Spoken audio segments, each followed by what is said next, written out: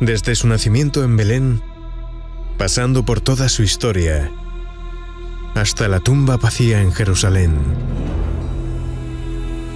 Acompáñanos en un viaje único, de la mano del pastor Félix González, del hombre que cambió el mundo. Tras las huellas de Jesús.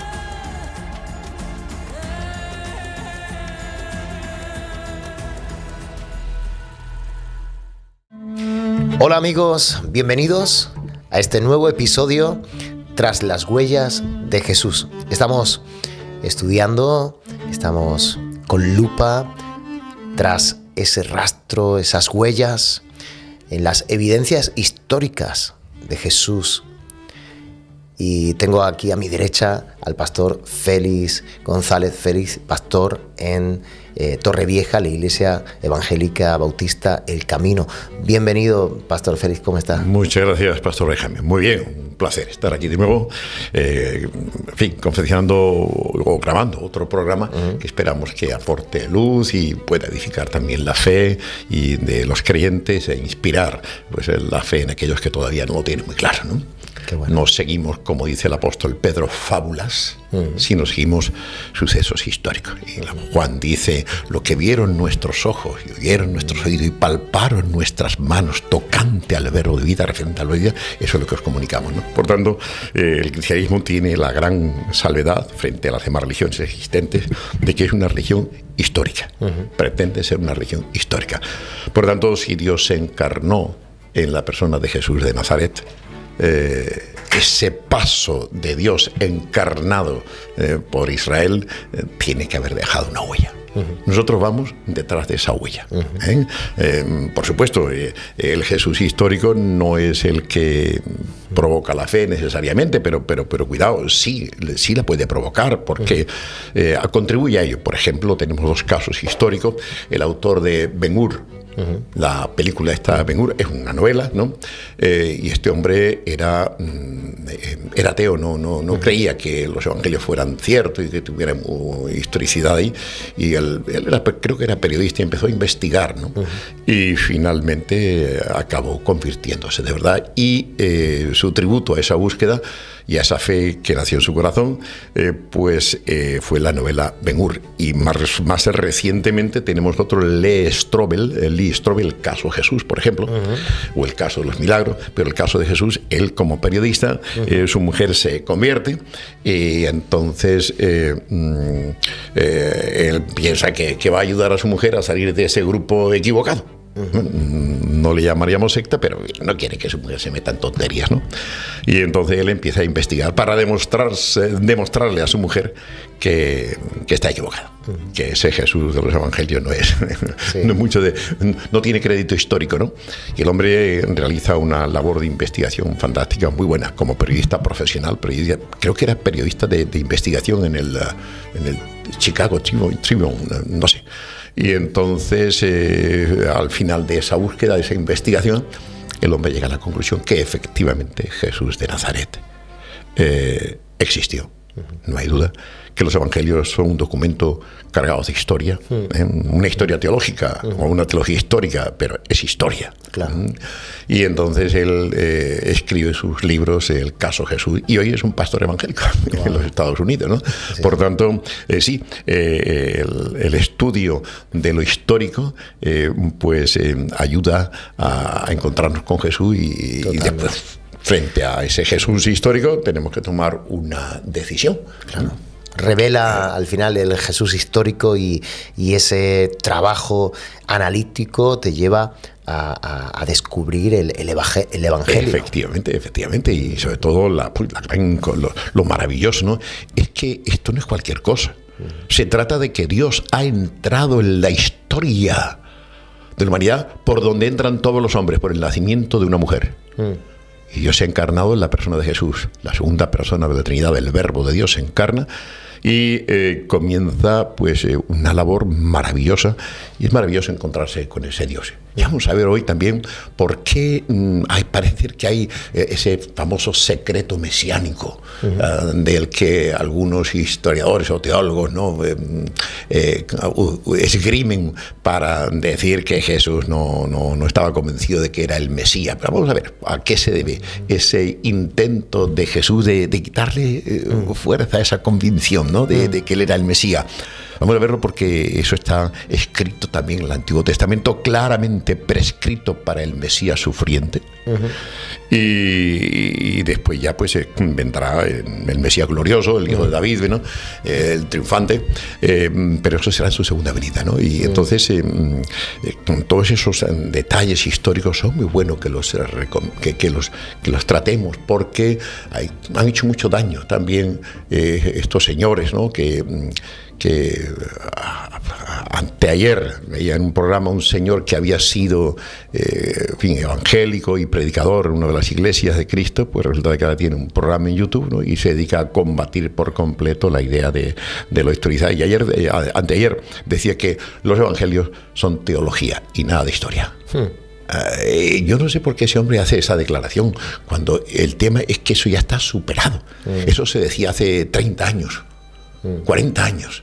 Pero delata ignorancia al final. Delata ignorancia, delata que estos señores se han quedado ahí, han llegado a un punto, han llegado a sus conclusiones, las conclusiones históricas, y ya no le interesa para nada lo que se está haciendo, los descubrimientos, ¿no? Pues claro, la teología, llegan unos maestros y dicen, por ejemplo, fue Bultmann el que decía que los evangelios son mitos, ¿no?, y nada más, una forma de transmitir verdades espirituales, pero al final mitos, no es historia. Sin embargo, después llegó Kesselman, uno de sus discípulos, el que dijo, no, aquí hay historia. Aquí hay historia. Y ese Kesselman empezó a buscar, y a él se unieron también otros especialistas, no de nuestra fe necesariamente, nosotros lo llamaríamos liberales, y entonces descubrieron que efectivamente que Bultmann estaba equivocado. Que aquí hay mucha historia en los evangelios, ¿no? Y anteriormente, pues el evangelio de Juan, pues hasta hace 20 años más o menos, pues era simplemente historia, teología, nada más que teología. Ahí en Juan no tenía historia. Los sinópticos sí, aquí y allá en retazos de historia, pero Juan nada, era todo ideología, teología. Pero ahora ya no, ahora se descubre y se acepta francamente el gran trasfondo histórico del evangelio de Juan. Y esto pues nos ayuda. Entonces hay que estar al loro, por así decirlo. No te puedes... porque la teología, para poner un ejemplo que no vale del todo, ¿no?, pero es como la moda. La moda, pues los colores, las hechuras, los pantalones, los trajes, las camisas, lo que va en este año 2025, dentro de 5 años está pasado de moda. Y yo tengo camisas que me las compré hace 5 o 6 años y la voy a poner y tengo reparo. Digo, madre mía, ves que parece que estoy anticuado con esto, ¿no? Y para colmo, y los pantalones aquellos, que era un poquito ancho y demás, ahora se lleva los pantalones estos de tubo y de pico, ¿no? Y la verdad es que te pones un pantalón allí y te sientes mal, porque esto que es, ¿no? De alguna forma, ¿no? Y pues eso pasa también con la teología. No para. No para, los estudios no paran de superarse, y en los años 47 al 49 tuvimos el gran descubrimiento de las cuevas del Qumran, ¿no? No se sabía apenas nada de ellos, nada más que Pablo Josefo y otros más, habían Filón de Alejandría, filósofos judíos y historiadores judíos, habían hablado de los esenios, pero no se había descubierto ningún documento original de ellos. Cuando se descubren en el 46, 47, 49 las cuevas del Qumran, obtenemos acceso a lo que ellos mismos escribieron. Pues eso ha sido maravilloso. ¿Por qué? Porque resulta de que todos esos escritos estaban confeccionados antes de Cristo, desde antes de Cristo, ¿no?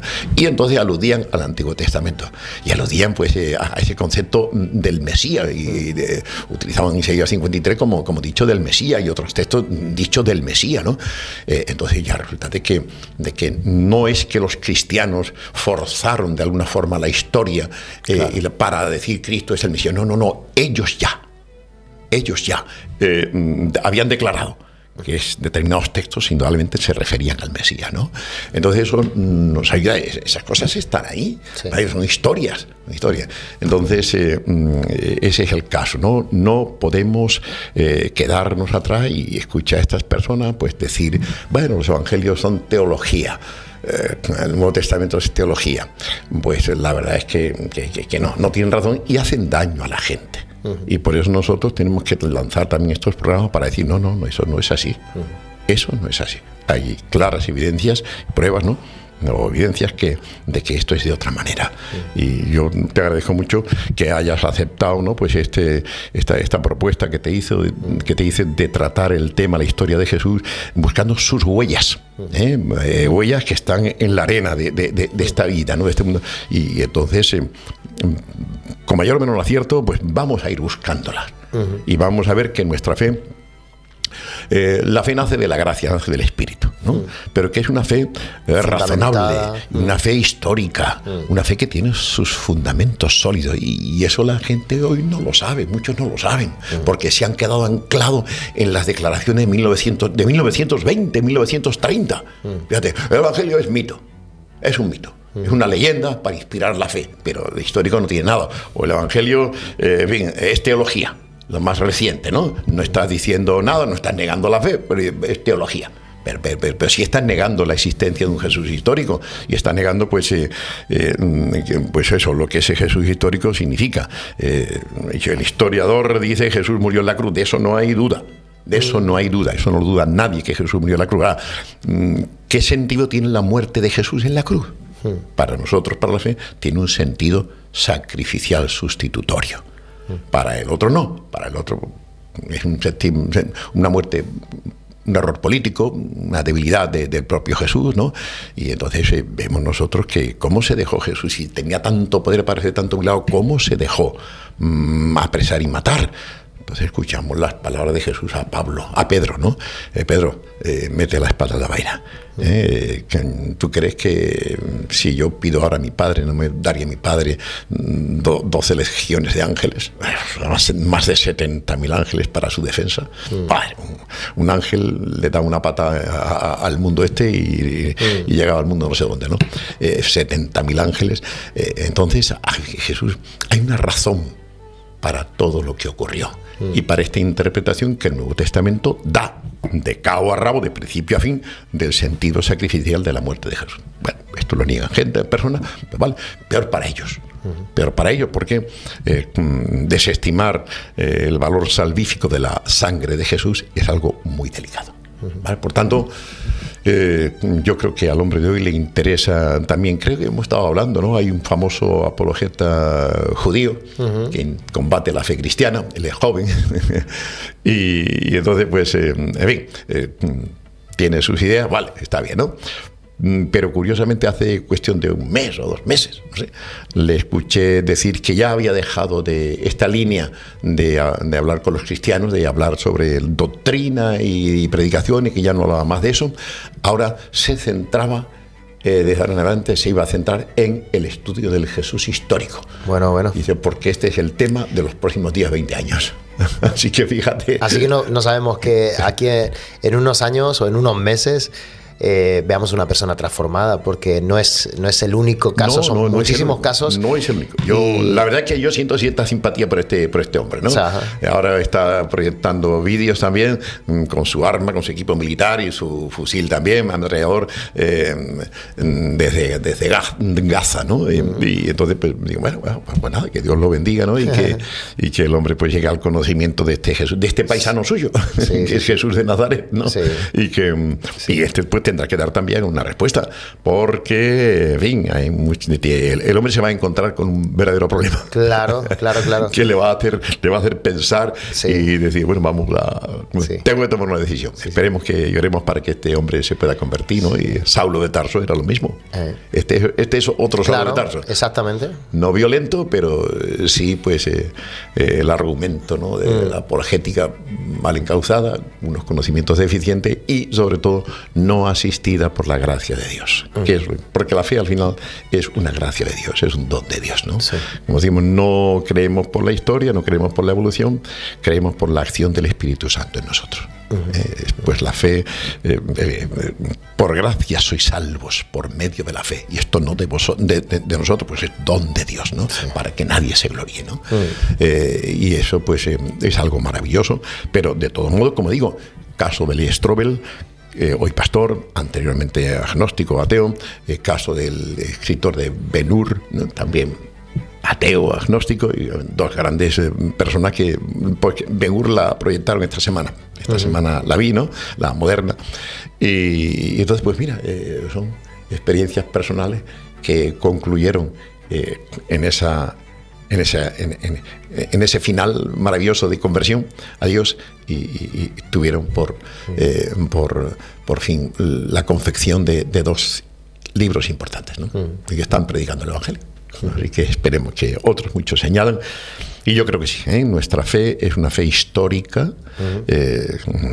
Dios ha dejado huella, el paso de Jesús de Nazaret por la historia ha dejado huella, por tanto, de eso no nos cabe duda. Y ahora queremos pues ayudar también al creyente a que lo tenga más claro todavía, y al no creyente para que piense y medite, oiga, estos cristianos no están tan locos, ni son tan ignorantes, ni tan atrevidos, ni tan osados en su ignorancia como algunos quieren hacernos creer, ¿no? Así que este es el objetivo, ¿no? Sí. Que lo alcancemos en la medida que Dios nos dé gracia y fuerza para ello, pero me parece muy importante este programa Tras las huellas de Jesús. Y tenemos spoiler, el final será él regresando igual que se fue entre las nubes, y en su muslo, en su lomo, llevará escrito fiel y verdadero. Fiel y verdadero, que fíjate, apunta a su fidelidad. Él dijo que regresaría y verdadero. Amén, porque cuántos son más de 2000 años tratando de acusarlo o de negar que Jesús pueda ser el Hijo de Dios, sea Dios, exacto, la segunda persona de la Trinidad. Él dice verdadero, no hay otro, y con todos los también anticristos que se levantan y que se levantarán, pero Él es el único. No sé, es tan evidente, por ejemplo, tenemos pruebas incluso científicas, como puede ser esa sábana santa, donde apunta una, no solamente muerte, resurrección. Hay tantas evidencias, y si realmente estuviéramos hablando no de un Jesús histórico, lo pusieran, compararan o paralelamente lo ubicaran con la mitología griega, por ejemplo, hablando de también los evangelios como un mito, ¿por qué sigue siendo tema candente después de 2000 años? ¿Por qué hoy está de moda tanta la espiritualidad, creer en algo, salvo creer en Jesús? Porque es el nombre temido. Es el nombre. Hoy puedes creer en la Pachamama, hoy puedes creer en no sé, en cualquier tipo de no sé, extravagancia, algo ancestral, algo, entrar en astrología, en tantas cosas y ves famosos, no, yo soy y yo pertenezco, yo soy espiritual, y se pone muy de moda ahora creer en algo. Porque no creer es una ignorancia que no está bien vista, pero creer en algo, salvo que creas en Jesús, como creas en Jesús y se te ocurra pronunciar el nombre, sigue habiendo ese mismo espíritu inquisidor, o como vemos en Hechos, donde se les prohibía a Pedro y Juan, no hablen en ese nombre, cualquier espiritualidad salvo la de Jesús. Eso es cierto, pero el hombre no puede negarlo, no puede ocultarlo siempre, porque del mismo modo que somos criaturas éticas, debe tener una conciencia, nacemos con la conciencia, ¿no? Y de ahí surge pues también la ética, que tiene un trasfondo religioso, espiritual, la ética, ¿no? Pero después tenemos una espiritualidad, tenemos una dimensión espiritual. Esto la psicología lo ignoró por mucho tiempo y no le echaba cuenta a la espiritualidad, hasta que ya algunos empezaron a darse cuenta de que el hombre era más que inteligencia, y más que emoción, y más que carne. Y descubrieron entonces la dimensión espiritual, ¿vale? Y muchos psicólogos han empezado a trabajar con ella. Pero sí, no se puede negar. Esta mañana, veía en el programa de los informativos de televisión a Dani Alves, el famoso defensa del Barcelona, pues predicando el Evangelio. Es predicador. Pues mira, qué cosa más interesante, ¿verdad? Esperemos que esto sea verdad y que realmente el hombre haya tenido una verdadera experiencia de conversión. Sí. Y él dice, pues eso, que ha hecho un acuerdo con Dios. Pues vale, venga, que Dios lo bendiga mucho. También esta mañana me sorprendía con... es que suelo ver los informativos por la mañana, a partir de las 7:30, y mientras que desayuno, ¿no? pues me pongo los informativos. Sí. Y entonces, y veo los 3, 1, 2, 3, y la 1, la 3 y la 4, la 6, ¿no? Sí. Para estar mejor informado. Y el nuevo disco de Rosalía se llama, ¿verdad? Esta chica, Carla. Pues entonces es un disco totalmente, una dimensión espiritual tremenda. Sí. Es verdad, ¿no?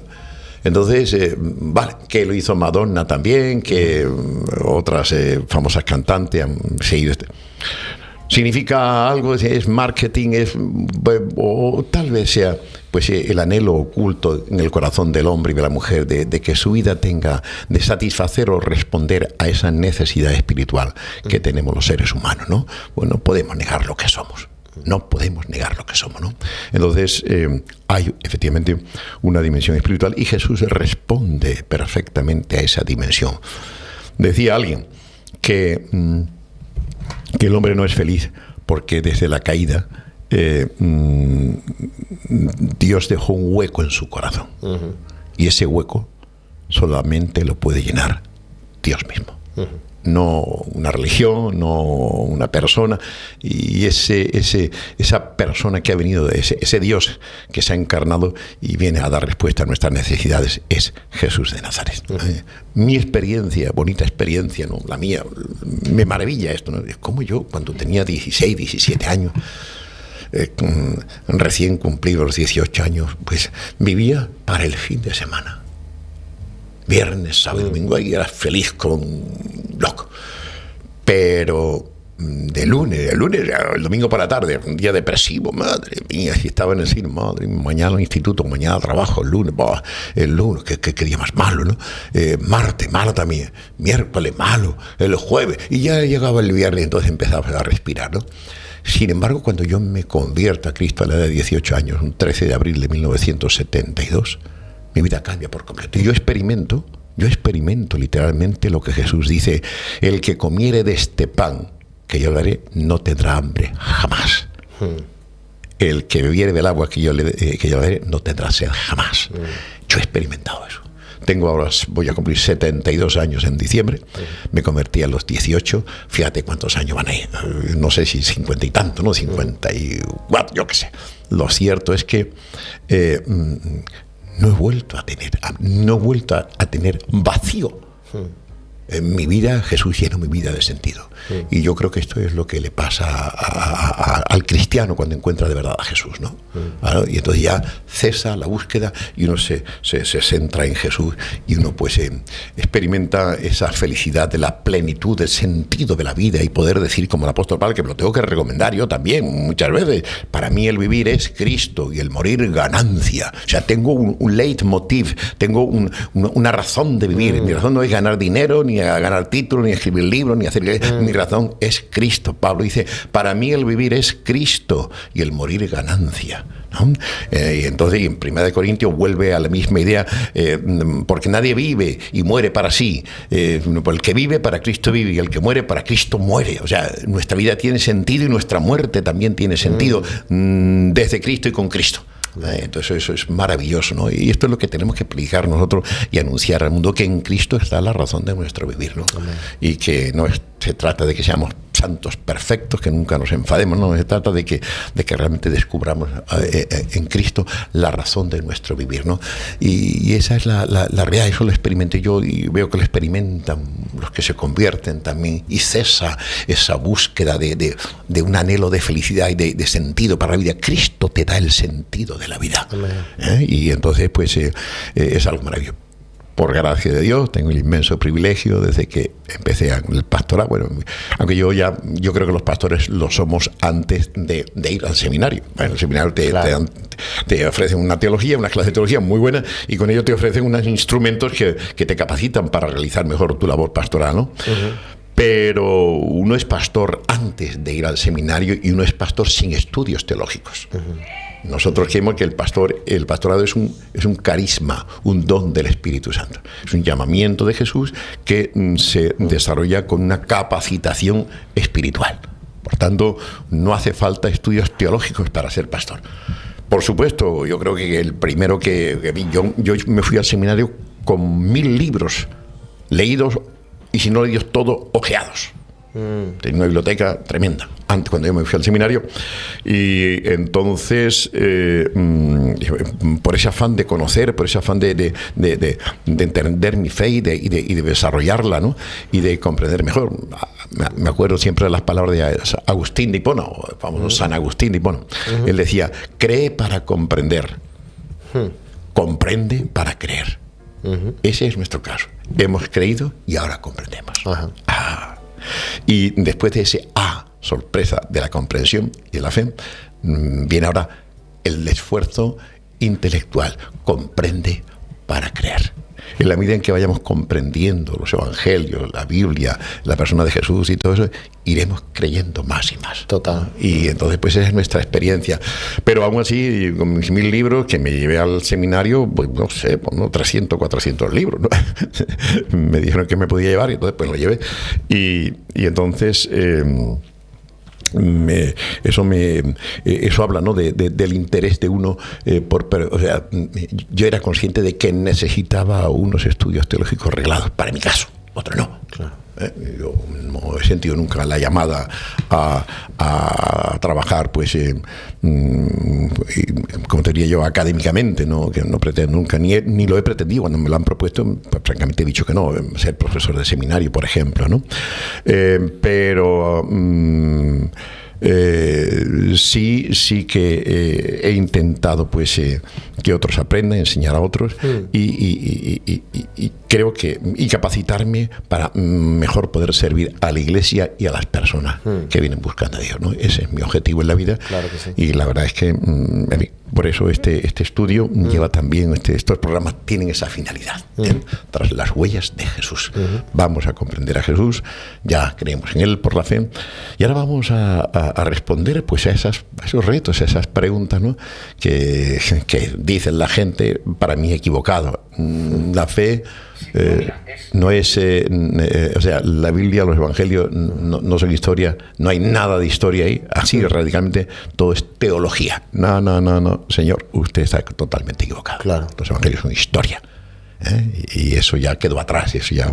Por supuesto, siempre hay algunos atrasados, o algunos que tienen unas ideas, pues, que particulares, pero objetivamente hay que decir que los evangelios hoy se afirma académicamente que tiene un alto contenido histórico. Totalmente. Y estamos en un punto en la historia de Jesús. Podríamos hacer una pequeña timeline, una línea de tiempo en estos 5 programas, 4, y este sería el 5º de los programas de lo que hemos ido primero geolocalizando y así dando a entender que la profecía se cumplió naciendo Jesús en Belén, con todo una trama que le hizo al final. La excusa podía hacer un censo, pero acabó cumpliéndose la profecía. Y bueno, hemos ido conociendo, viendo también paralelamente cómo Juan fue preparando, ¿verdad? El camino, nunca mejor dicho, o como lo conocemos a Juan en ese papel. Trázanos un poquito la trayectoria que llevamos. Bueno, pues empezamos recurriendo, pues, al cumplimiento profético del nacimiento de Jesús en Belén, no en Nazaret, sino en Belén. Hay pros y contras, ¿no? Pero el argumento bíblico está claro a favor del nacimiento de Belén. Hay un interés por parte de los judíos de que no sea Belén, claro, sino Nazaret. Y hoy se sostiene que Jesús de Nazaret, o el nazareno, es un calificativo judío para decir es de Nazaret, no nació en Belén, como la Escritura dice que tiene que nacer en Belén el Mesías, él no puede serlo. Cuando uno de los discípulos, Andrés, encuentra, parece que era Felipe, ven, hemos encontrado al Mesías, Jesús de Nazaret, ¿no? Y le dice, pero de Nazaret puede salir algo bueno. Ya existía este concepto, ¿no? Y Eso es lo que hemos estado viendo, y después hemos visto, ¿no?, pues como la cronología, los tiempos, como Jesús. Me gusta mucho ese texto donde Jesús, fíjate, esto es maravilloso, ¿no?, donde dice en Lucas capítulo 3, cuando va a comenzar los tiempos, el movimiento, Juan está ahí. Juan no sale a bautizar al Jordán cuando a él le da la gana, cuando a él le parece, cuando él calcula. Lo mismo que Jesús. Dice Lucas 3:2, y siendo sumos sacerdotes Anás y Caifás, dos personajes históricos, vino palabra de Dios a Juan, hijo de Zacarías, en el desierto. Vino palabra de Dios. O sea, y a partir de ahí Juan empieza a predicar en el Jordán y a bautizar. ¿Vale? Era un lugar de paso, era un lugar de acceso, ahí se cruzaba fácilmente el Jordán porque tenía poca profundidad, el río se había ensanchado, y entonces los caminantes, muchos judíos que no querían pasar por Samaria, cruzaban al otro lado del Jordán, y entonces es un camino, Jericó, el cruce de Jericó y Jerusalén, y después el acceso al otro lado del Jordán, los que venían del norte, los que iban para el norte, era un lugar de afluencia estratégico, ¿no? Y ahí empieza Juan a predicar, pero no porque él ve la gente y voy a predicar, voy a hacer... No. Vino palabra de Dios a Juan. ¿Qué le dijo esa palabra? Juan, ha llegado la hora. Empieza a predicar. Ya él había rumiado, Dios, el Espíritu Santo le había mostrado en su reflexión, asistido su mente y su reflexión por la ayuda del Espíritu Santo. Ya tenía claro lo que iba a predicar. Y entonces él empieza a predicar. Él sabía que el Mesías vendría inmediatamente. Él lo anuncia: viene detrás de mí uno del cual yo no soy digno de desatar encorvado la correa de su calzado. Él sabía que el Mesías era un familiar suyo, porque seguramente que su madre y su padre, si habían vivido, le habían contado al niño que lo que ocurrió, aquel encuentro, y cómo él brincó de alegría cuando él escuchó la voz de la madre del Mesías. Y entonces él bien. Y con Jesús ocurre exactamente lo mismo. Después es Jesús el que siente esa necesidad de acudir al Jordán para ser bautizado por Juan, ¿no? Indudablemente vemos en Jesús esa clara inducción del Espíritu Santo en todo su obrar. Jesús es una persona que se deja guiar a la perfección por el Espíritu. Y siempre estuvo en comunión con el Padre y con el Espíritu. Y entonces este momento hay. Y a partir de ese momento, pues vamos viendo nosotros cosas, vamos viendo los enfrentamientos, vemos la figura de Juan el Bautista, ¿no? Ese gran personaje que sacudió a todo el país y vino revestido con esa palabra de poder, con esa autoridad de parte de Dios. Y el hombre, pues tanto es así que el propio Flavio Josefo, el gran historiador judío, hace referencia a Juan el Bautista, ¿no? Y lo deja muy bien, lo pinta muy bien, aunque no del todo como debiera ser. Y después de este, pues hemos visto también pues las relaciones de Juan y de Jesús con los esenios, en Qumran, a 30-40 kilómetros del lugar donde Juan bautizaba. Y después pues ya hemos pasado ya pues a ver el bautismo de Jesús en el Jordán, un bautismo que realmente no le sacamos en nuestros estudios bíblicos y en nuestras meditaciones y predicaciones todo el jugo, la riqueza que encierra, ¿no? Porque resulta que todo eso estaba predicho en el Antiguo Testamento, en el profeta Isaías, ¿no? Todo. Y entonces resulta que cualquiera que lo entendiera va viendo ahí al profeta en todos sus órdenes, ¿no? Y eso fue francamente maravilloso, ¿no? La voz que ve el profeta Isaías en el capítulo 61 de su libro, ¿no? Y lleno de angustia ya, y como vencido, como derrotado, clama a Dios: oh Dios, si abrieras los cielos y descendieras, y a tu presencia se desplazaran los montes, aparecieran los montes. Oh Dios, si abrieras los cielos y descendieras. ¿Qué ocurre en el bautismo de Jesús? Y vio los cielos abiertos, se abrieron los cielos, se abrió el cielo y el Espíritu Santo descendió como paloma. Y se oyó una voz que decía: tú eres mi hijo amado, en quien tengo complacencia. ¿Vale? Por tanto, ha comenzado algo nuevo. ha comenzado algo nuevo. Dios comienza en el bautismo de Jesús una nueva historia, una nueva creación. Ese texto nos remite indudablemente a a Génesis 1:1 y 1:2, y el Espíritu de Dios se movía sobre la faz de las aguas, dando forma a la creación. Pues ese mismo Espíritu que dio forma a la creación material, a la primera creación material, y donde el hombre es una parte también, el ser humano es una parte, pues ahora desciende sobre Jesús y empieza a crear una nueva historia, el hombre nuevo, ¿no? Y entonces vemos todos los elementos que hay en el Dios responde después de casi 800 años de silencio. Dios responde, el cielo se abre. Esto nos dice que tenemos que tener nosotros paciencia en relación con los tiempos de Dios. Dios sabe todas las cosas, y qué bella y qué bonita es la historia, ¿verdad? De Juan el Bautista, el cielo abierto, el Espíritu que desciende, la voz del Padre que se escucha, y el Hijo Jesús siendo bautizado en el agua. Es una bella historia. Bueno, pues todo eso ocurre en armonía con el Antiguo Testamento, porque la salvación que trae el Nuevo Testamento tiene que ser entendida y predicada y entendida en los parámetros del Antiguo Testamento. Claro. Vemos entonces cómo el Nuevo Testamento y Jesús están profundamente anclados en el Antiguo Testamento. ¿Vale? Y eso es importante. Y ahora vamos a dar otro paso. Jesús sube del agua, y entonces dice que es llevado por el Espíritu al desierto. Y en el desierto va a tener otra vez la confirmación mesiánica.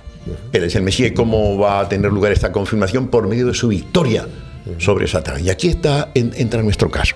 Para muchas personas hoy, siempre, les resulta chocante que Jesús entienda al demonio como un ser personal, contrario a Dios, pero un ser personal.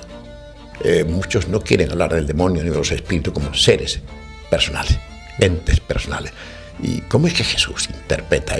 ¿Cuánta verdad hay en esto? ¿Cuánta realidad histórica hay en esto? ¿Hay algunos indicios que nos puedan probar o hacer pensar que efectivamente ese enfrentamiento entre Cristo y Satanás en el desierto tuvo lugar? Ese es el tema que hoy nos ocuparía, ¿no? Y entonces, nosotros vemos aquí, francamente, es bonito, ¿no? Ver cómo, por ejemplo, cuando leemos el Magnificat de María, uno está, indudablemente lo inspiró el Espíritu Santo, está claro. Pero esta canción, este himno, este canto, esto ya venía fraguándose en el entorno familiar de María. Y en los habitantes de Jerusalén. Era un poblado jasídico, o sea, descendiente de David, estos judíos súper ortodoxos, ¿no? Y entonces, esto lo vemos aquí, porque fíjate tú, la declaración de María en Lucas 1:52-53. Quitó de los tronos a los poderosos y exaltó a los humildes. A los hambrientos colmó de bienes y a los ricos envió vacío. Quitó de los tronos a los poderosos. Fíjate tú lo que conocía María y lo que conocían los judíos piadosos, estos religiosos, del libro de Enoc, un libro que se calcula que data del 200 antes de Cristo o del 400, alguno. Pero posiblemente la datación más correcta sea la de 200 años antes de Cristo. En el primer libro de Enoc, capítulo 46, versículo 4, se dice: este hijo del hombre que has visto levantará a los reyes y poderosos de sus lechos y a los fuertes de sus asientos. O sea, los levantará, los quitará, los removerá. Es lo que está diciendo María. Quitó de los tronos a los poderosos y exaltó a los humildes. Fíjate tú cómo los creyentes de aquella época antigua, ellos hacían sus cavilaciones en base a textos del Antiguo Testamento. Y el libro de Enoc, pues es el libro, los libros de Enoc como otros, ¿no? Pues son libros que escribían creyentes de aquella época, unos más acertados, otros menos acertados, pero había espíritu también ahí. No son palabra de Dios. Como tampoco es palabra de Dios los libros que escribimos los pastores hoy, o los escritores cristianos hoy. Sin embargo, tu hermano, pastor Juan Carlos, tiene escrito ahí, en fin, un buen puñado de libros. Libros que se pueden ganar, se pueden leer, y algunos como cuentos, ¿no? Historias, novelas ficticias, pero con un contenido espiritual. Y seguramente que él ha introducido y ha puesto en boca de esos personajes palabras bíblicas, seguro. Seguro. Bueno, pues es lo que hacían también aquellos creyentes de la época de 200 años antes de Cristo, ¿no? Y los creyentes vivían con sus Biblias, pero vivían también con estos libros que conocían. Claro. Y estas canciones que se cantaban, y estas poesías que se contaban, ¿no? Y entonces, pues este es el caso. Vemos ahí claramente que el parecido de esto es un calco. Que María está calcando las palabras de Enoc, guardando en su familia, porque María era jovencita. 12, 14 años, 15 años, no más. Era la edad en que se casaban las mujeres en aquella época. ¿Vale? Entonces, por supuesto que estaba asistida por el Espíritu Santo también, ¿no? Pero era su familia. Ella se había criado en un círculo de gente piadosa que cultivaban su fe leyendo estas obras, ¿no? Como nosotros también hemos hecho, ¿no? Me imagino por un libro que fue tremendo, ¿no? Yo lo he leído un par de ocasiones, El progreso del peregrino de John Bunyan.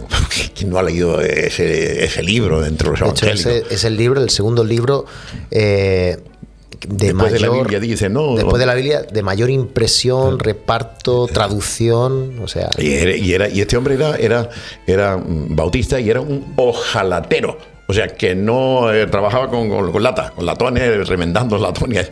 O sea, que no era un teólogo, pero era un profundo conocedor de las Escrituras, un hombre estudioso, una capacidad de reflexión tremenda. Y este hombre escribió un libro muy bonito, El progreso del peregrino. A mí me emocionó y lo recuerdo con un libro que me marcó. ¿Vale? Y he procurado, aunque ya llevo años sin leerlo, he procurado tener siempre un ejemplar ahí.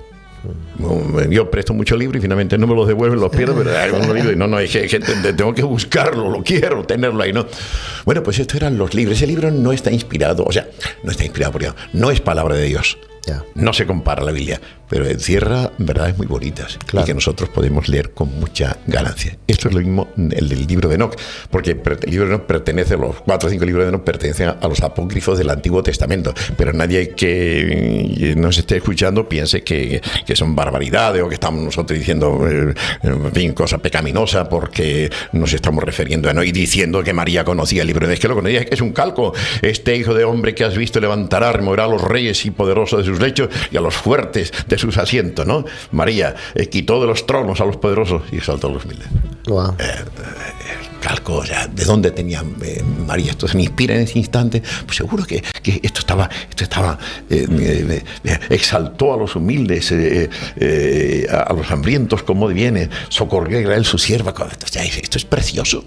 Esto es precioso. Y esto nos dice que Dios trabajaba, el Espíritu de Dios trabajaba el alma del pueblo, que llegaba a expresar su fe en estos cantos. Y esto era muy común, como lo hacemos nosotros en nuestros himnos. Claro. Filipenses capítulo 2. Haya pues en vosotros el mismo sentir que hubo en Cristo Jesús, el cual siendo en forma de Dios no estimó el ser igual a Dios como cosa que aferrarse, sino que se despojó a sí mismo tomando forma de siervo. Eso está rimado, eso es poesía. Y los expertos tienen muy claro de que eso es un himno cristiano antiguo, que no es original de Pablo, que Pablo coge ese himno y lo integra en su teología, en su carta a los filipenses, como hacemos nosotros. Claro. Como yo, en fin, no sé, el domingo pasado prediqué sobre la corona de espinas, en alusión a este robo de la corona de Francia, de la emperatriz de Francia, Eugenia de Montijo, y otras coronas, y entonces prediqué sobre la corona de Cristo, ¿no?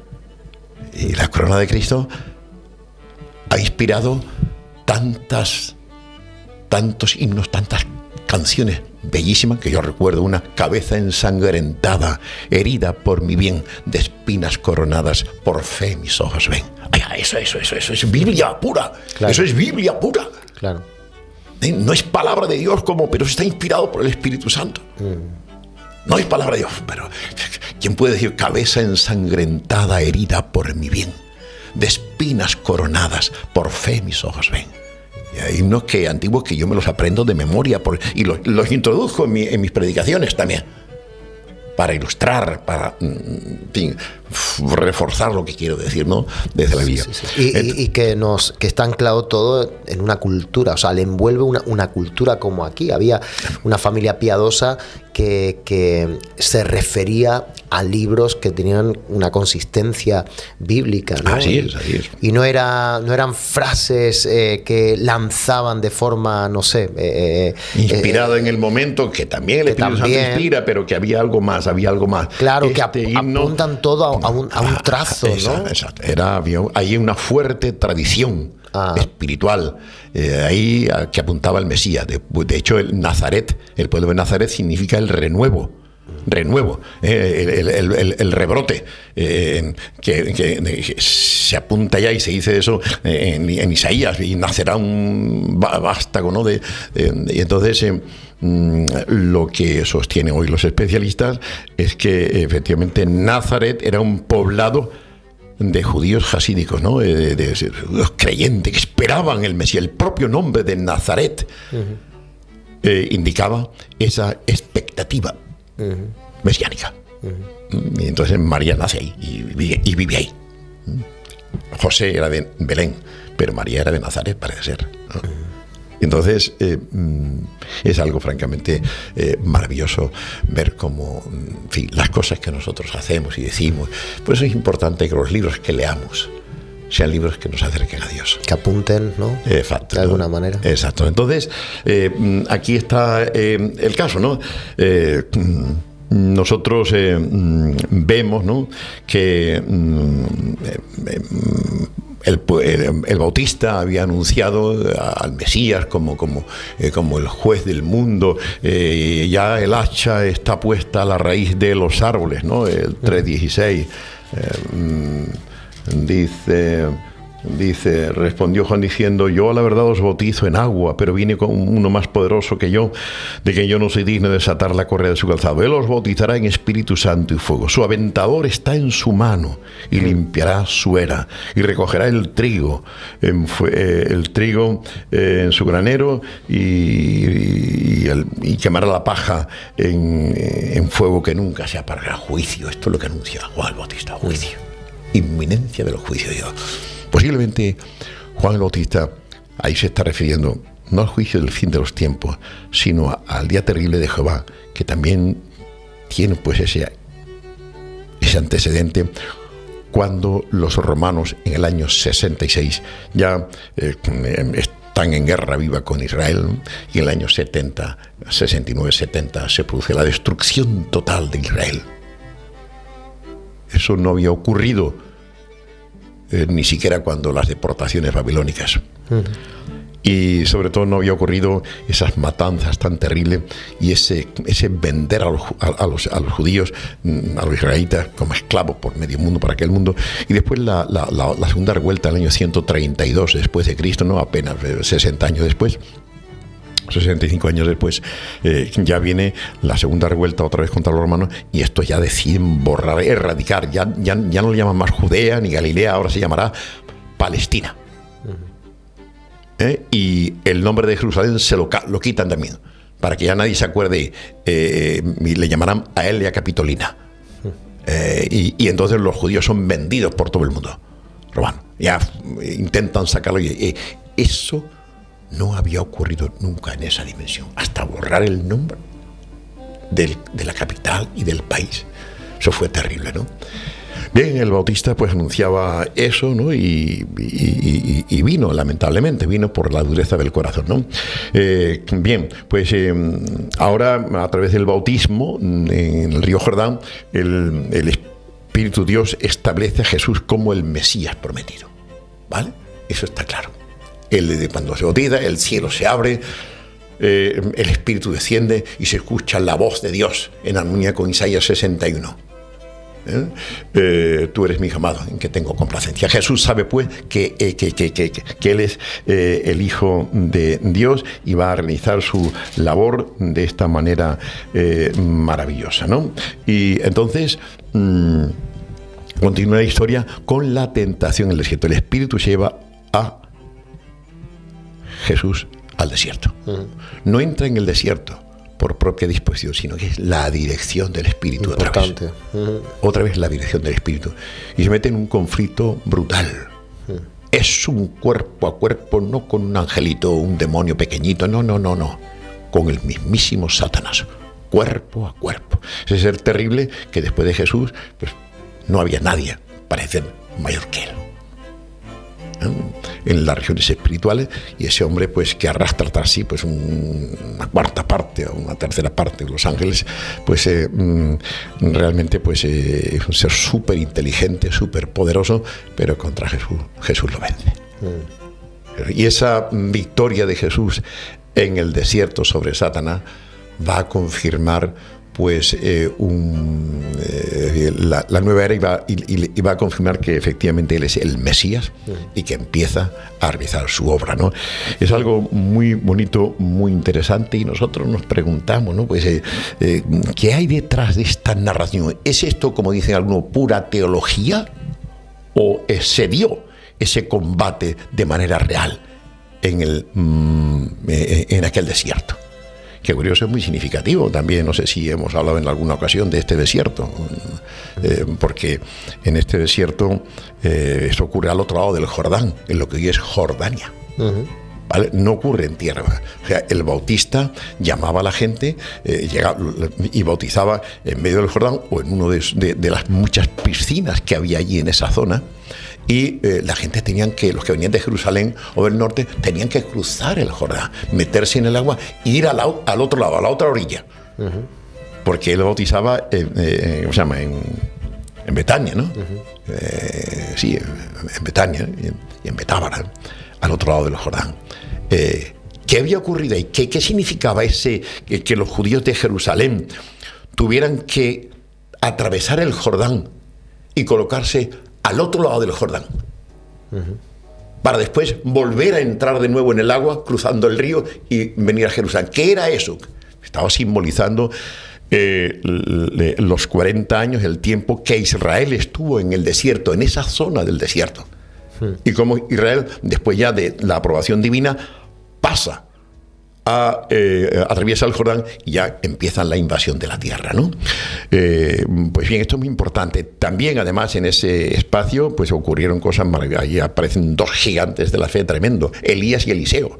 Ahí, en esa zona, es donde Elías es llevado al cielo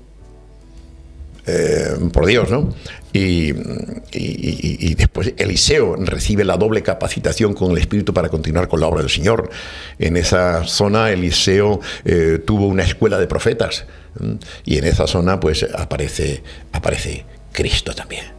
Y los primeros discípulos de Jesús se convierten. Por tanto, todo apunta a que efectivamente Jesús es tentado o sea, un par de kilómetros después de esa zona, después del Jordán, al otro lado, por ahí, de esa zona. Y el texto dice que no estaba en un lugar fijo, sino que se movía de un sitio a otro, y el demonio pues lo iba tentando, ¿no? Y esas tres grandes tentaciones, pues en fin, 40 días de ayuno, madre mía, con hambre y sed, no es cualquier cosa. Tampoco no fue fácil para Jesús, en alusión a esos 40 años de Israel en el desierto, ¿no? Entonces, ¿qué fue esto? ¿Es una leyenda? ¿Esto es una composición literaria que pretende simplemente transmitirnos pues una serie de verdades espirituales y decirnos que Cristo estaba capacitado? ¿O ocurrió esto de manera real? Pues hoy, y siempre, ¿no? Pero hoy, ante ese ataque al Cristo de la historia, ¿no? Al Jesús histórico, se sostiene que efectivamente Jesús, esta batalla se libró de verdad. No es algo histórico, en un plano sobrenatural, por supuesto, ¿no? Pero se libró, ¿no? Hay una serie hay un texto bíblico que en Lucas 10, capítulo 10, versículos 18 y 20, ¿no? Cuando los discípulos vuelven después de esa predicación, esos días de predicación por el norte en Galilea, vienen muy contentos. Oh, Señor, hasta los demonios se nos sujetaban en tu nombre, ¿no? Y entonces, en el capítulo 10, versículos 18, dice Jesús a sus discípulos: yo veía a Satanás caer del cielo como un rayo. He aquí os doy potestad de hollar serpientes y escorpiones, y sobre toda fuerza del enemigo, y nada os dañará. Pero no os regocijéis de que los espíritus se os sujetan, sino regocijaos de que vuestros nombres están escritos en los cielos. Yo veía a Satanás caer del cielo como un rayo. Los historiadores sostienen que Jesús está hablando aquí de un hecho real, y que Lucas 10 se está refiriendo a esta tentación en el desierto. ¿Vale? No, o sea, hasta los críticos, los teólogos críticos, muy críticos, sostienen que sí, que efectivamente esto es una alusión. ¿De dónde podrían sacarse los discípulos esta historia? ¿De dónde? ¿Es un invento de ellos? ¿Qué sentido tiene este invento? Que Jesús le diga: no, yo vi a Satanás del cielo con un rayo, este es vuestro gozo, pero no, que tenéis poder, pero esto no es lo importante es que vuestros nombres están escritos en el libro de los cielos, ¿no? Entonces, esto es algo maravilloso lo que aquí encontramos, porque se nos está diciendo cosas muy importantes, ¿vale? Vemos que lo que se cuenta aquí en Lucas 10 se encuentra ya en Génesis 3:15. En Génesis 3:15, donde se habla de ese conflicto también del hombre con Satanás. Y pondré enemistad entre ti y la mujer, entre tu simiente y la simiente suya. Esta te herirá en la cabeza y tú le herirás en el calcañar. Dios es aquí el que retoma, o sea, en la tradición judía antigua, muy antigua, este texto de Génesis 3:15 aludía a que Satanás, a la personificación de Satanás, ¿vale? También los primeros cristianos interpretaron este texto de 3:15, ¿no? Como en el cristianismo primitivo tiene un papel importante, ¿no? Y se aplicaba pues a Jesús, al Mesías, como el que iba a superar la catástrofe que produjo el pecado de Adán y de Eva. Entonces, los esenios también en sus escritos ven aquí a la simiente de la mujer que vendrá y que herirá a la serpiente en la cabeza. Ven también al Mesías, lo interpretan como un texto mesiánico. Los primeros cristianos, lo mismo, la idea mesiánica de este texto. Entonces, ¿qué hacen los judíos? Para no discutir, no lo consideran texto mesiánico, por tanto ellos no discuten sobre eso. ¿Ven? O sea, el argumento del silencio. En fin, no les interesaba, pero los esenios sí lo tenían. En sus escritos habla de esto, ¿no? Entonces esto es muy importante. Los rabinos judíos lo ignoraron intencionadamente. Así que al principio de su ministerio, Jesús se resistió la tentación satánica de autoproclamarse Mesías por medio de la autoayuda, o por medio de un milagro espectacular, o incluso por el recurso del poder mundial, como le dice: todo esto te varéis y postrado me adoraré, tírate del templo y haz un milagro espectacular, ¿no? O convierte en pan estas piedras, ¿no? Y esta experiencia de Jesús con sus 40 días de ayuno nos permite relacionarla también con las tentaciones o pruebas de Israel en el desierto durante 40 años. Tentaciones que se registran en Deuteronomios 8:2 y en 1 Corintios 10:1 y 11, ¿no? Así que debemos comprenderla, estas tentaciones, desde el trasfondo de Génesis 3. Adán quiso ser como Dios. Come del árbol, come. No moriréis. Seréis como Dios. Adán quiso ser como Dios, Adán y Eva, y sin embargo fue condenado por él a la condición de siervo. Y ahora viene el segundo Adán para experimentar la misma tentación. Y el diablo le invita, ¿no? Le invita primeramente a satisfacer por su propio recurso, responder al hambre personal que sentía. Si eres el hijo de Dios, y que estas piedras se conviertan en pan. No le está diciendo si eres hijo de Dios, no. El texto bíblico realmente dice: ¿eres hijo de Dios?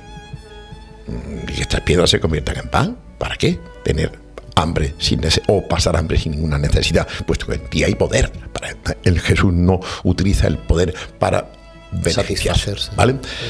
Hay políticos que se dejan corromper y utilizan su poder para sacar dinero, para colocar a familiares y amigos, ¿no? Aunque ellos no se lleven nada personalmente, pero no, Jesús no hizo eso. Jesús no utilizó el poder en beneficio propio para nada. Para ayudar a otros sí, pero para él no. Entonces, después, si tírate del templo, esta era la otra tentación, o sea, un milagro a estilo show de hoy, ¿no? Un espectáculo donde la gente, venga, mira, venga, hay 30 metros de altura, venga, a ver qué hace, y se tira, y aparece incluso los ángeles, o aterriza suavemente en el suelo, ¿no? La gente vería todo esto, ¿no? Jesús se niega a eso. El espectáculo no va con Jesús. La fe, porque sabe que la fe no provoca el espectáculo, no desata la fe verdadera, ¿no? Y después, sobre todo, los reinos del mundo. Todo esto te haré si postrado me adorares, ¿no? La renuncia de Jesús a seguir, a realizar su proyecto divino de salvación por la sujeción a Dios Padre y rebelarse contra esto, y entonces pues dejarse guiar por la sugerencia satánica. Venga, consigue el poder mundial, pero yo te lo doy. Venga, yo te lo doy. Y adórame a mí, ¿no? Pues bien, hay indudablemente lo que vemos aquí es que se está la victoria de Jesús, ¿no? sobre las insinuaciones satánicas es una victoria real, y a esto alude unas cuantas cosas. Primero, ese detalle que en Lucas se dice en el Evangelio de Lucas, después de la tentación, se dice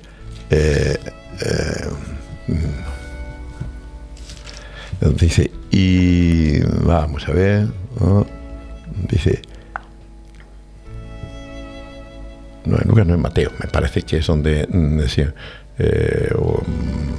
Mateo 4:4. Marcos 1:13. Marcos 1:13. Hay un texto aquí muy interesante que a mí durante muchos años me llamó la atención, hasta que finalmente, mira, confirmé, oye, esa inquietud que yo tenía se confirmó. Marcos 1:13, después donde dice, luego el Espíritu le impulsó al desierto, y estuvo allí en el desierto 40 días, y era tentado por Satanás, y estaba con las fieras, y los ángeles le servían. Este texto nos remite de nuevo a Génesis 3. Adán y Eva estaban allí con las fieras del campo, mansas como corderos. Y aparecieron ángeles también después de la tentación. Y todo esto se rompió, y Dios le permite a Jesús gustar un poquito de la victoria, por anticipado de su victoria. Estaba allí en el campo con las fieras, con las serpientes, con los escorpiones, y se montaban por encima de él, y no pasaba nada, y las zorras y los lobos y los animales salvajes del desierto. Y la idea era esa, que estaba con ellos. No es que estaban amenazándoles, no. Y estaba con las fieras. Génesis 3. Y luego los ángeles le servían. Y fue aquí porque venció. Mientras que en el caso del primer Adán, las fieras perdieron su mansedumbre, y los ángeles le cierran el acceso al árbol de la vida. Y ahora dice, trabajarás con el sudor de tu frente. Exacto. Y aquí a Jesús le servía. Es lo contrario. Las fieras recobran su mansedumbre, y los ángeles vienen y le sirven. O sea, aquí apunta total un segundo a la Adán. Superación, incluso a la superación del fracaso de Adán. Claro. Esta es la superación. Desde esta perspectiva es que tenemos que ver pues la tentación. O sea que realmente el texto de la tentación de Jesús tiene fundamentos históricos. Claro, cuando uno no cree que Adán y Eva fueron figuras históricas, pues vale, ¿qué quiere que te diga? Pero hay evidencia de que Adán y Eva fueron figuras históricas. Jesús habla de Adán y Eva como figura histórica. Y Jesús le dice, al principio de la creación no podremos divorciar. Jesús dice, al principio de la creación no fue así. Sino que dijo Dios, se casará el hombre y dejará a su padre y a su madre y se unirá a su mujer y serán los dos una sola carne. Por tanto, cuando se habla del matrimonio, Jesús remite al principio. Y al principio no fue así. Y el principio se encuentra en esto, ¿no? Y las palabras que Jesús cita se encuentran, y serán los dos una sola carne, dejará el hombre a su padre y a su madre y serán los dos una sola carne, se encuentra en Génesis 2. Por tanto, Jesús nos está diciendo, para Jesús, Génesis, la historia de Adán y Eva era una historia real. Era verdadera historia, ¿no? Uh-huh. Y así pues los demás sucesos también. Y entonces pues vemos que efectivamente anhelamos, ¿no? Que el mundo pierda su fiereza, ¿no? Y que podamos vivir los animales y los hombres en paz, ¿no? Ayer por la noche veía un programa, bueno, en YouTube, alguien daba consejo, porque claro, yo he tenido algunos percances con perros, ¿no? Y digo, pero ¿cómo me defiendo yo de un perro que me quiere atacar, ¿no? Y el hombre pues te daba unos consejos muy interesantes sobre cómo es un especialista sobre cómo defenderte de un perro que te quiera atacar. Y vale, me interesaba, me la apunté, porque vemos que los perros, en fin, quieren a personas, las matan, todos los años ocurre esto un par de ocasiones, ¿no? Y entonces uno anhela, pero ¿por qué tiene que ser esto? ¿Por qué no podemos vivir en paz, ¿no? Y esa maldad, esa violencia que llevamos dentro, ¿no? ¿Cuánto se va a superar eso? Pues mira, aquí está superado. Aquí en Marcos 1:13 nos dice que en la tentación fue un hecho real, porque tiene implicaciones históricas reales, ¿no? Que aluden a Génesis. Y para Pablo, Adán fue una figura histórica. El primer Adán, y después habla de Jesús como el segundo Adán, en clara correspondencia. Los famosos genealogías del Antiguo Testamento. Claro. Acá hijo de Adán. Los ascendientes de Jesús fueron tal. José, engendrado por tal y tal, finalmente se remonta a Adán. Eso está diciendo que si todos los personajes de este texto, de esta genealogía, son seres históricos, el primero, Jesús, y José, su padre judicial, son seres históricos, se sostiene que los del centro tienen que ser también seres históricos y que los del final también son seres históricos, ¿no? Sí. El pueblo semita no conocía el mito. El pueblo semita no conocía el mito. Por mucho que se quiera decir que el pueblo de Israel había cogido de los antiguos semitas, de los antiguos pueblos había cogido con sus historias y las había purificado. En absoluto. El pueblo de Israel le da a su historia y escribe un sentido tremendo, porque la historia para el Israel de la Biblia tiene sentido teológico. Habla de su relación con Dios, la relación especial de este pueblo con Dios. Y eso no lo tiene ningún otro pueblo de la tierra. Ninguno. ¿Vale? Entonces, para Jesús, para Pablo, para Pedro, Adán era un ser histórico. Los antediluvianos, todos ellos eran seres históricos. Jesús habla de la sangre de Abel. Y Abel era hijo de Adán, era un ser histórico, con eso nos está diciendo que era un ser histórico, ¿no? Por tanto, Jesús nos está diciendo que lo que ocurrió en Génesis 3 era historia, y que lo que ocurre en la tentación del desierto, de Jesús en el desierto, Mateo 4 y Lucas 4, es historia. Son sucesos reales. Aparte de eso, esa historia es tan real que la registran otros textos, numerosos textos del Nuevo Testamento. Por ejemplo, el texto de Filipenses capítulo 2,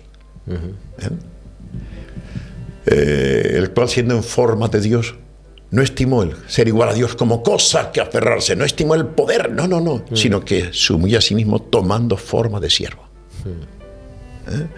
Hecho semejante a los hombres, y estando en condición de hombre, se humilló hasta morir en la cruz. Eso es historia, ¿no? Los cristianos antiguos lo interpretaban como una historia. También las declaraciones de Pablo en Romanos 5, donde se nos habla de ese paralelo entre Jesús y Adán. Pablo está interpretando ahí, comparando a Jesús con otro ser. histórico, y dice que todos nosotros hemos pecado por Adán, y que gracias a Jesús el pecado de Adán es superado, y nosotros volvemos a una condición distinta. O sea, vamos a ver, Pablo está diciendo ahí que Adán es una figura histórica real. Se podrá creer o no, pero no se puede negar que Pablo dice que Adán es histórico, y que lo que ocurrió en Génesis 3 es historia. Se creerá o no, pero no se puede hacerle decir a Pablo otra cosa, como se intenta hacerlo, ¿no? Es una tremenda barbaridad, ¿vale?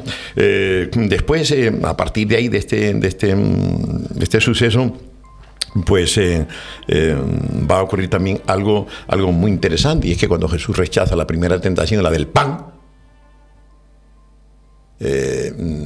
diciendo el hombre no vive solo de pan, está hablando de sí mismo, porque es a partir de ahí cuando Jesús va a utilizar un nombre mesiánico de significado un tanto encubierto, porque no era muy usual en aquella época. Sí se conocía, ¿no? Pero se prefería a Jesús al Mesías, el hijo de David, era el rey victorioso, el que venía con la espada para derrocar a sus enemigos. Jesús va a hacer siempre referencia al Hijo del Hombre. Por tanto, tenemos que creer que cuando él le responde a Satanás, no solo de pan vivirá el hombre, se está hablando de sí mismo. Jesús, cuando está en el pozo con la samaritana, viene su discípulo: maestro, come, come. Y yo tengo una comida que comer que vosotros no sabéis. Mi comida es que haga la voluntad de mi Padre que me envió, de aquel que me envió, ¿no? Y es curioso que a partir de ahí, y ya que se ve también en Marcos 2, es que Jesús empieza, Marcos 2:10, ¿no?, donde Jesús empieza a hablar de sí mismo. Pues para que sepáis que el Hijo del Hombre tiene potestad en la tierra para perdonar pecados, dijo al paralítico: a ti te digo, levántate, toma tu lecho y vete a tu casa. Para que sepáis que el Hijo del Hombre tiene potestad en la tierra para perdonar pecados, a ti te digo. Empieza ya aquí en el capítulo 12 Marcos, al principio de su ministerio, después de su predicación amplia por Galilea, empieza Jesús a usar este nombre, el Hijo del Hombre. Parece contradictorio. Jesús, Hijo de Dios, de alguna manera, Hijo de Hombre, apunta a esa genealogía de David. ¿Cómo? Porque parece que lo denigra, ¿no? Lo rebaja a una condición igual a mí, Hijo de Hombre. Sí. Benjamín, hijo de Juan Carlos Parra. Jesucristo, ¿cómo puede ser? Parece contradictorio. Hijo de Hombre. Una deidad. No hijo de hombre, sino hijo del hombre, con el artículo determinado. Claro. Se está refiriendo a un hombre, a un hijo de hombre, a un hijo concreto, no a cualquiera, ¿no? Entonces esto lo vemos, Jesús se está refiriendo a ese Hijo de Hombre que aparece en en Daniel 7. En Daniel 7:13 dice, hay una visión, dice: miraba yo en la visión de la noche, y aquí con las nubes del cielo venía uno como un hijo de hombre, que vino hasta el anciano de días, y le hicieron acercarse delante de él, y le fue dado dominio, gloria y reino, para que todos los pueblos, naciones y lenguas le sirvieran. Su dominio es dominio eterno, que nunca pasará, y su reino uno que no será destruido. Esto es lo que dice el Nuevo Testamento sobre Jesús. Y él dice también al final de su ministerio: todo poder me es dado en el cielo y en la tierra. Por tanto, y le servían todas las naciones. Por tanto, hay acuerdo, ¿no? Los judíos tenían claro también que este Hijo del Hombre de Daniel era el Mesías. Los esenios vuelven a referirse a él claramente como el Mesías, ¿no? Y el hecho de que, en fin, aparecía al principio en Marcos 2:10, también en Mateos 8:20, este es el título, el nombre que Jesús utiliza con preferencia: el Hijo del Hombre.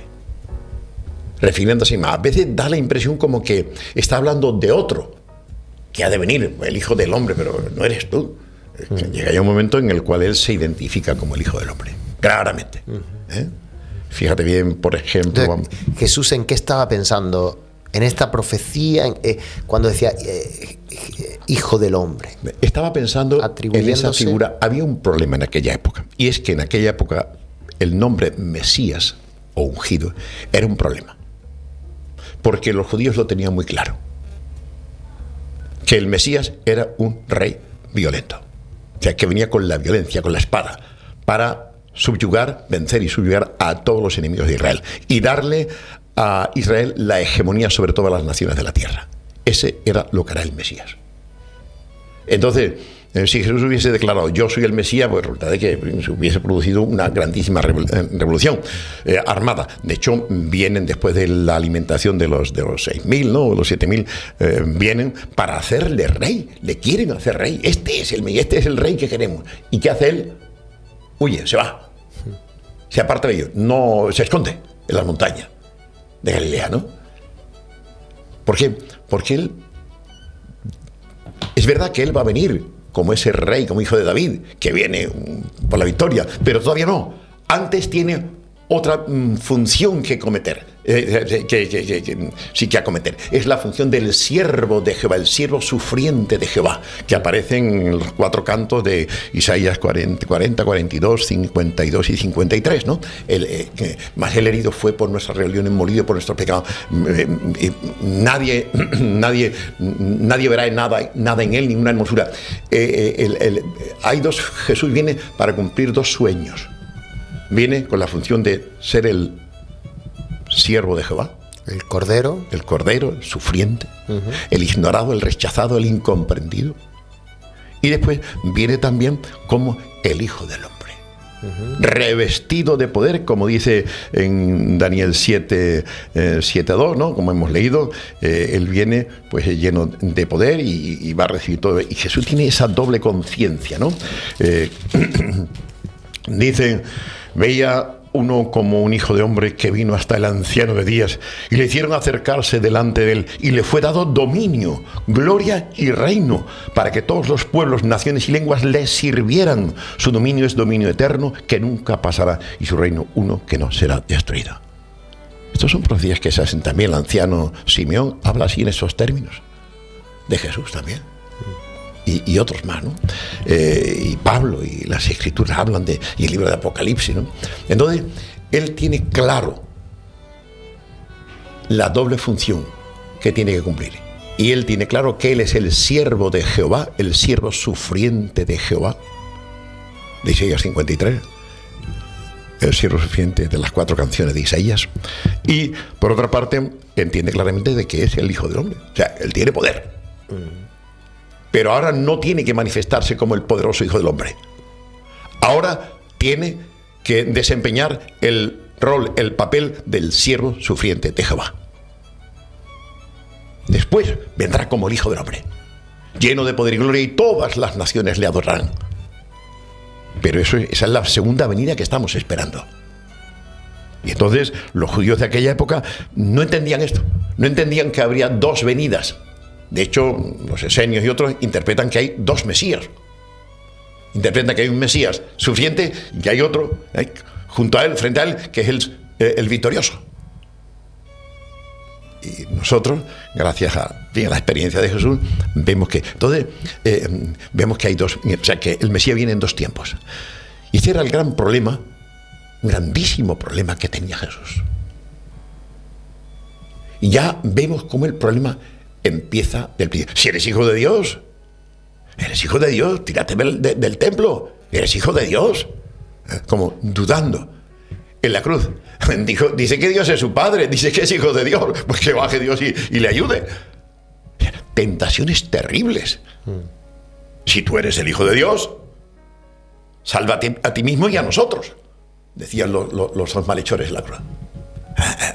Esa tentación, esto como, mira, yo he sido pastor, tú también lo eres, y ya verás como, yo estoy ya al final de mi carrera, ¿no? Pero ¿qué pasa cuando un pastor llega nuevo a una iglesia? Siempre hay varios grupos. Están los evangelistas que quieren evangelizar, pastor, a la calle, venga a echar la iglesia a la calle. Va. Si el pastor no hace eso, la decepción. Está el otro que piensa, no, estudios bíblicos, más estudios bíblicos. Si el pastor no hace eso, decepción. O sea, en las iglesias hay diferentes grupos. Y cada grupo tiene una expectativa de lo que tiene que hacer el pastor. Y si el pastor no responde a esas expectativas, empieza a producirse la decepción Y en algunos casos, si las personas no trabajan eso, si el pastor no demuestra que es digno del crédito de ellos, pues acabarán fastidiando, y a los 5 añitos, pastor a la calle. Generalmente los problemas en la iglesia bautista empiezan a los 5 años. Y por una serie de razones, ¿no? Y entonces, este es el caso. Sobre Jesús había una serie de expectativas. Todo Israel, cada uno tenía su... El mismo Juan el Bautista. Cuando le envía, ¿eres tú el que había de venir o esperaremos a otros? Porque no entendemos muy bien lo que estás haciendo. No entendemos muy bien tu conducta. ¿Qué pasa? ¿Y por qué no la entendían? Porque esperaban al Mesías victorioso. Al hijo de David, que venía con la espada para liberar a su pueblo. Pero tanto Juan el Bautista como Jesús y otros más llegan a la convicción de que la verdadera esclavitud que padece Israel no es la política y la militar de parte de los romanos y de Herodes, sino la espiritual, la que ocasiona en el hombre el pecado. Y Jesús va a liberarnos de esa esclavitud, del pecado. Entonces eso no lo entienden muchos y por eso le dan la espalda. Domingo de Ramos, entrada triunfal en Jerusalén, ¿no? Hosanna en las alturas, bendito el que viene en el nombre del Señor, gloria al Hijo de David. Ya lo estaban proclamando rey. Y ahora resulta de que cuando él no hace esas manifestaciones de liberar, esas manifestaciones violentas para liberar a sus enemigos, ¿qué pasa 5 días después? Esa misma multitud grita, crucifícalo. Se habían decepcionado de Jesús. Tremendo. Y eso pues nos pasa a nosotros también, a todos los niveles, a todos los órdenes. Sí. Empleamos a alguien, pensamos que esa persona, un futbolista viene a jugar y resulta de que no da la talla o que no se integra, no responde a la... Y entonces resulta de que vemos ahí a un jugador como este muchacho, como Eric, ¿no? Brasileño, en el banquillo del Madrid, una genialidad, y ahí está el muchacho pues destruyendo su vida. Nada más que chupando banquillo, como se dice, ¿no? Deportivamente, ¿no? La expectativa. Todos nosotros proyectamos sobre los demás expectativas. Si las cumplimos, vale, nos aplaudirán. Si no las cumplimos, nos darán la espalda. Eso pasa a todos los niveles. Sí. Y espiritualmente en la iglesia pasa con frecuencia. Y entonces, pues, este fue el caso, ¿no? Bien, pues... súper interesante, pero ahí hemos agotado, ¿verdad? El tiempo, pero nos quedamos ahí con esa otra parte, ¿no? de este programa que lo postergamos para el siguiente capítulo, el siguiente episodio. El Hijo del Hombre, el secreto mesiánico y el gobierno de Dios. Exactamente. A ver si llegamos a concluirlo, ¿no? Y vemos entonces que es bueno. Una última pregunta. Hay en Hebreos capítulo, o sea, no solamente habla de la tentación los evangelios, sí, sino también, como hemos visto, Filipenses, y también, como hemos visto, Romanos 5, sí, y también, como hemos y también Hebreos. En Hebreos hay varias referencias a las tentaciones de Jesús. Por lo tanto, esto fue tremendamente histórico. Esas repetidas referencias en los distintos libros y documentos del Nuevo Testamento nos dice que esto apunta a una realidad histórica. Esas tentaciones de Jesús en el desierto tuvieron lugar. Y luego seguir con tanta... Nosotros estamos siguiendo la huella de Jesús en este programa, pero es que Jesús con tanta precisión siguió, digamos, y redimió, marcado por Dios. Claro, el movimiento del pueblo hebreo cuando sale de Egipto, por ejemplo, cruzando el Jordán. Luego el mar Muerto, luego el Jordán, el Mar Rojo, luego el Jordán, pero siguiendo pasos como los profetas Elías, Eliseo, con tanta precisión, llevando a cabo hasta el primer Adán, llevando a cabo ese enfrentamiento que tuvo en el huerto del Edén, con esa tentación que creo que todos, al fin y al cabo, en la vida, en un rango, en otro, en un estilo de vida, en otro, en un contexto u otro, todos nos enfrentamos a esa tentación de poder, ¿verdad? De ostentar cargos, ostentar cómo este mundo ve. Sí. Jesús, o sea, fue saldando la deuda que iba dejando el primer hombre y marcando muy bien en sus inicios. Podemos leerlo en unos pocos versículos, pero realmente tiene un hecho con una trascendencia histórica impresionante, que fue redimiendo los pasos que el hombre había dado de mala manera. Ajá, exactamente. Tremendo, sí, así tremendo. Es, ¿no? Así que creemos, ¿no?, que aquí hay una serie de elementos que apuntan a la historicidad de esa tentación que Jesús tuvo en el desierto, ¿no? Y para los que creemos que existen esos seres espirituales llamados demonios o ángeles caídos, para nosotros no tiene ninguna dificultad eso. Ahora, si uno no cree en los ángeles, pues pregúntate también si crees en Dios, si crees en un ser, en algo, o qué clase de Dios tienes tú. Pues, si criticas el Nuevo Testamento, te acercas al Nuevo Testamento y a la Biblia entera desde el ateísmo, pues no vas a ninguna parte. Porque ese ateísmo te va a impedir por completo entender lo que hay, ¿no? Y otros pues inventan su ideología, se acercan desde esas ideologías a la Biblia y así pues dicen pues es una cantidad de cosas que no se corresponden con la realidad, ¿no? Tenemos la gracia de poder creer y creemos que lo que está aquí escrito no es cualquier cosa, no es simple teología, es algo más que eso. Es algo más que eso y por tanto, Jesús ha sido confirmado como el Mesías en el desierto al vencer la tentación y ahora va a comenzar su ministerio y le vamos a ver ya la próxima semana pues hablando de sí mismo como el Hijo del Hombre. Y vamos a desentrañar lo que significa este título, ¿no? Qué bueno. Porque es un título que desempeña una labor. Le pregunta a Jesús a sus discípulos: ¿quién decís vosotros? ¿Quién dice la gente que es el Hijo del Hombre? Pues uno Jeremías, otro Elías, otro alguno de los profetas. ¿Y cuál es la pregunta que le hace Jesús ahora? Dice: ¿y quién decís vosotros que soy yo? Yo. Tú eres el Cristo, el Hijo del Dios viviente. Ahora él ahí claramente se ha identificado personalmente con el Hijo del Hombre. Le preguntan por el Hijo del Hombre y ¿quién decís vosotros? ¿Quién soy yo? Para vosotros, ¿quién soy yo? Entonces, pero vamos a ver la razón por la cual Jesús parece que va enmascarando todo esto, ¿no? Y eso es muy interesante. Y cuando lo comprendemos, cuidado, que Jesús tenía que andar ese camino. Le venía impuesto ese camino. Y el diablo quiso apartarlo de él. Todo esto te daré si postrado me adorares. Los reinos del mundo, la gloria, todo es para ti. Y Jesús no quiso el poder y la gloria al modo del diablo, Claro. al modo del mundo. Él lo quiso al modo de Dios su Padre. Y por eso anduvo el camino de abajo, el camino que tenía que andar como siervo de Jehová. ¿Vale? Entonces lo anduvo muy bien. Y ahí Jesús pues sufrió lo que también tenemos que sufrir nosotros. A veces nos gusta que la gente hable bien de nosotros, que piensen bien de nosotros, que tengan nobles pensamientos sobre nosotros. Pero a veces decepcionamos a la gente. Claro. No tenemos más remedio por nuestros propios principios o a veces por nuestros errores. Y entonces la gente queda decepcionada. Sí. Y nosotros sufrimos por eso, pero no importa.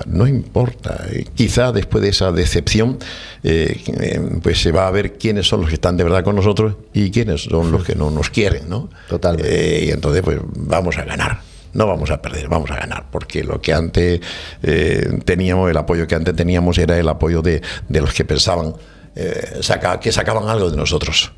O que sacaban ganancia. Entonces, pues, como dice la gente en España, un refrán que dice: amigo que no da y cuchillo que no corta, Si se pierde, poco importa, ¿no?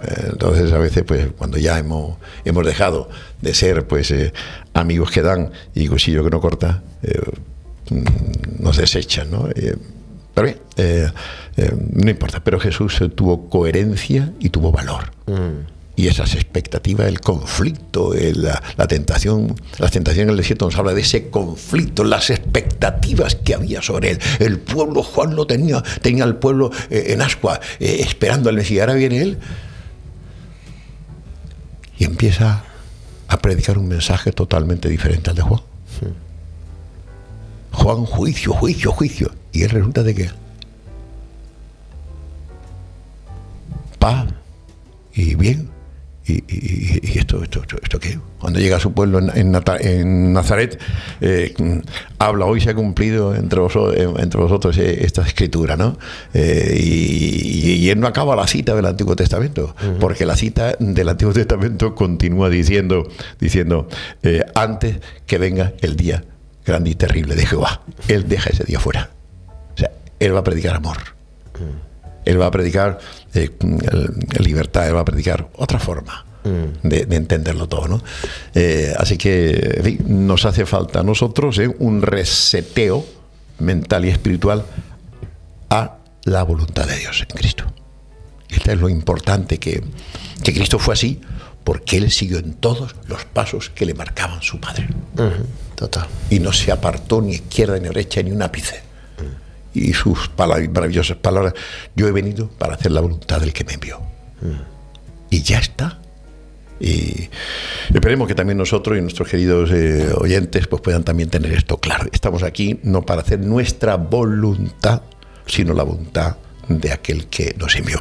Hay una anécdota muy bonita, seguramente que muchos de ustedes la conocen. Aquel jovencito, hijo de un pastor, estaba en su casa, tiene una experiencia de comunión muy buena con Dios, y entonces el hombre el jovencito quiere dedicarse al servicio del Señor. Coge un papel en su habitación y empieza a escribir todo lo que él estaba dispuesto a hacer para el Señor.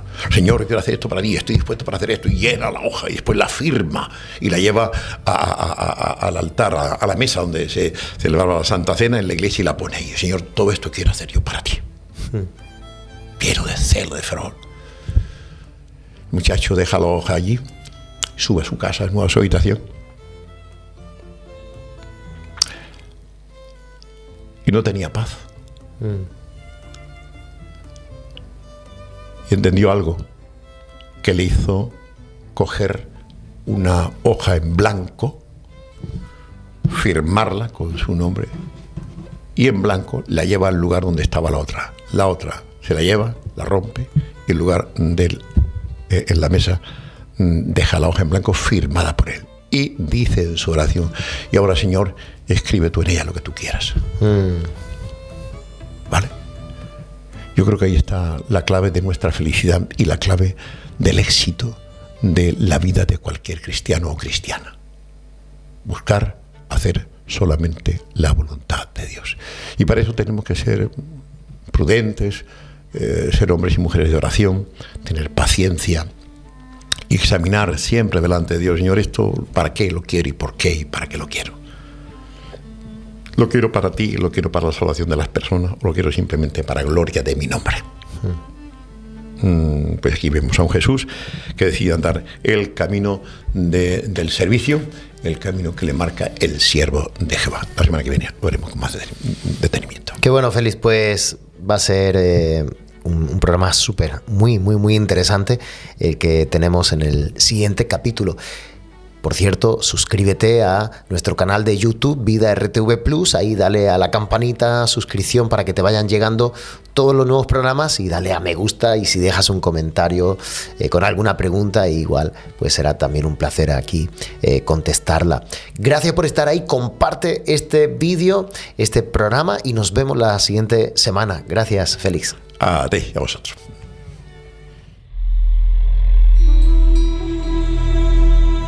Desde su nacimiento en Belén, pasando por toda su historia, hasta la tumba vacía en Jerusalén. Acompáñanos en un viaje único, de la mano del pastor Félix González, del hombre que cambió el mundo. Tras las huellas de Jesús.